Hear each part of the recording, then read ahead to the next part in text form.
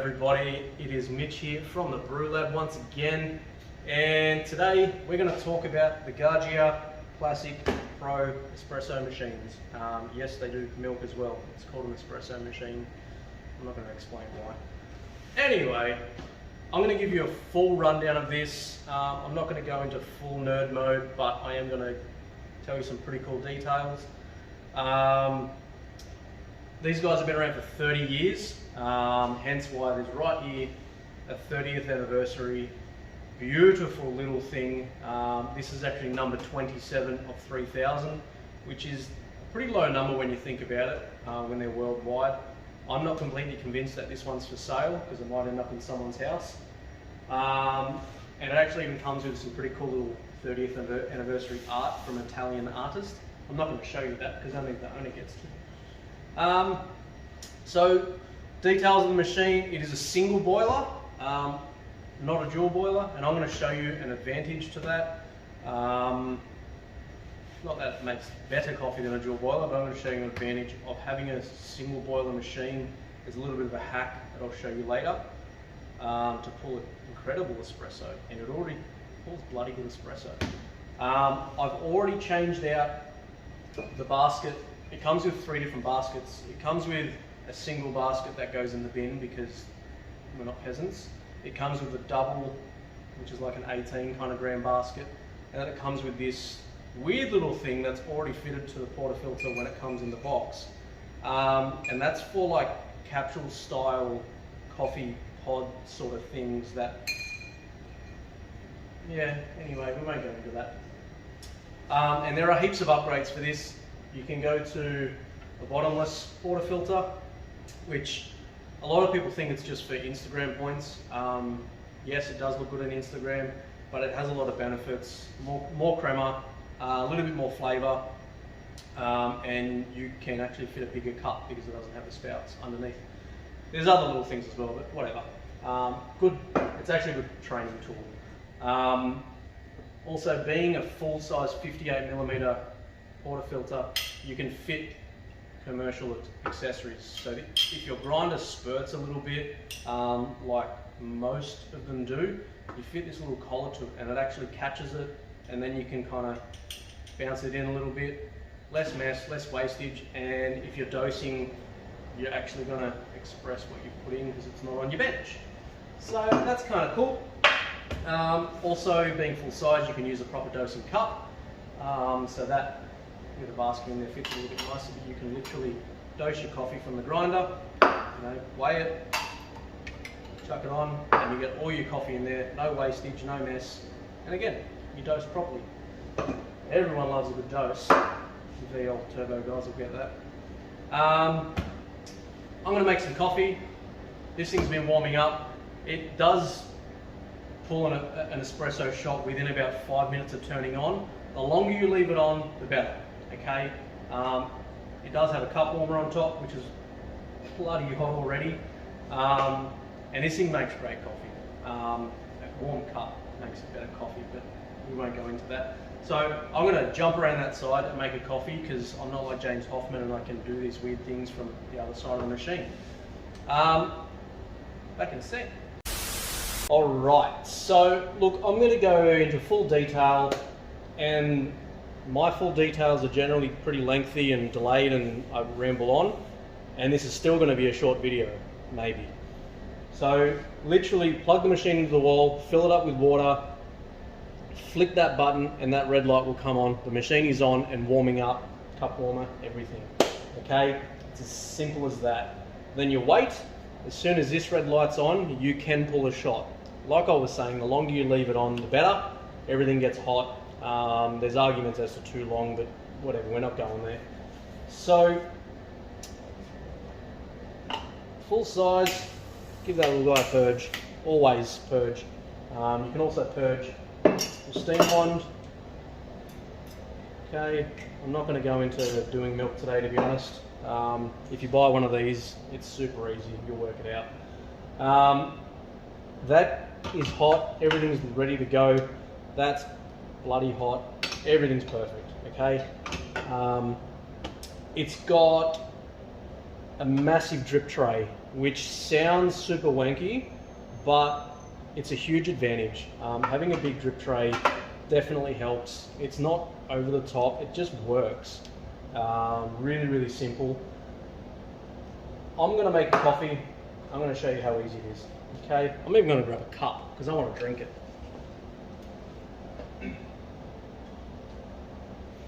So, yes, you never put espresso into a glass, but I want to show you how good the coffee is from this, and I can't do that otherwise.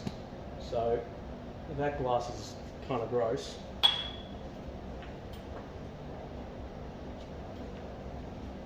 This one's acceptable. I'll drink out of it. I wouldn't give it to anyone.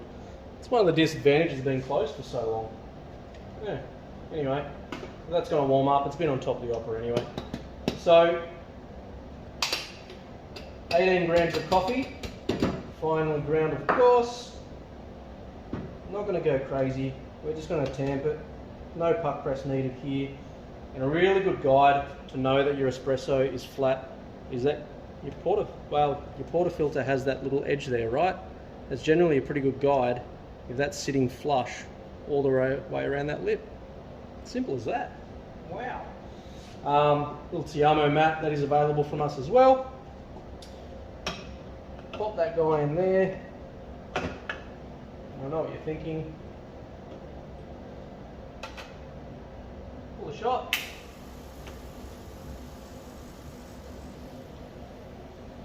Now, I'm not timing this shot. I'm literally just going to watch it and wait for it to start to blonde. And if you don't know what that means, that's that golden crema, the brown, and the real gold color of coffee. Once that starts to disappear and it starts looking more blonde, that is the coffee blonding. There's no more flavor left in the coffee. Cut the shot, and that's as simple as just pushing the button back up.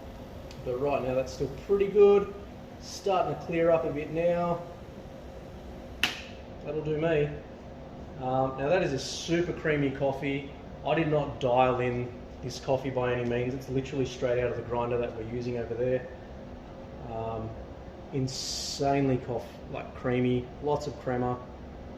You're not getting that from a basic cheap machine. I'll let that sit for a minute so I can drink it, because it's going to be pretty hot. In good practice, always stir your espresso. We're going to do a video on why later, or you can ask me in the comments.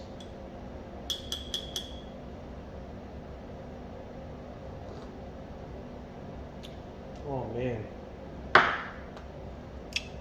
that's good coffee. Now, there are the hacks, like I said, and I'm going to skip to a little bit of a video shortly and show you how to do that. You don't have to do that, of course. I might even jam that in right now. So now what I'm going to do is I'm going to teach you how to do the poor man's pre-infusion. Now what that means is on the machine like our Sanremo Opera and most good quality commercial machines and a lot of these smaller higher end machines, it actually runs lower pressure for a set amount of time to wet the coffee inside. I'm just super dumbing down the words. And it actually just infuses the coffee with water before it starts pushing the water through the coffee. So infusing the coffee before it extracts, okay?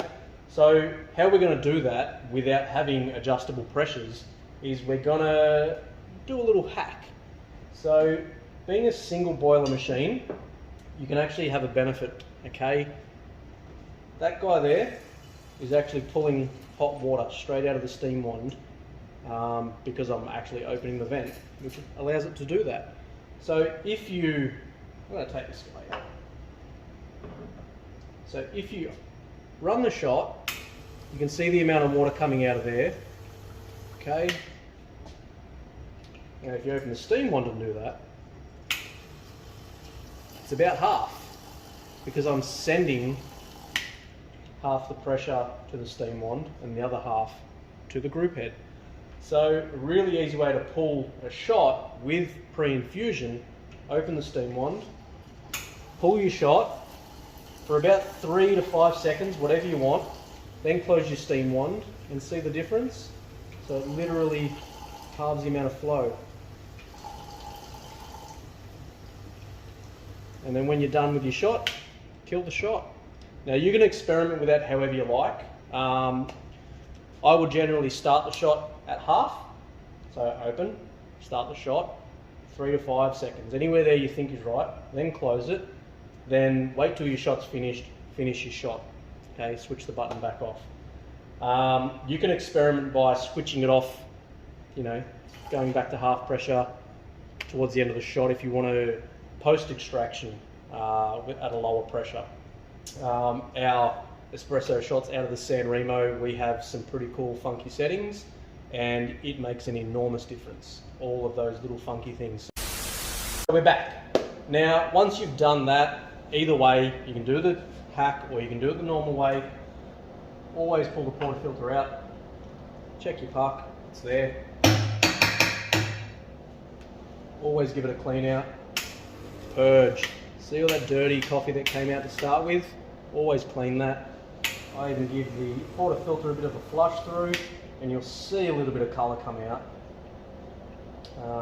Another advantage of having a bottomless portafilter is there's no spouts for everything to get caught in. So when you pull the basket out, there's none of that, obviously.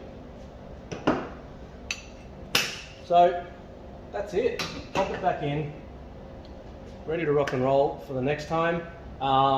If you're not going to use the machine, switch it off. I think you can get auto off functions, but I can't remember. It's not important. If you're finished with the machine, turn it off. It's pretty simple. So that's it. That's the Gaggia Classic Pro. Tell me it's terrible. I dare you. It's not. It's great. It's actually a really good machine. That creamer is still sitting there.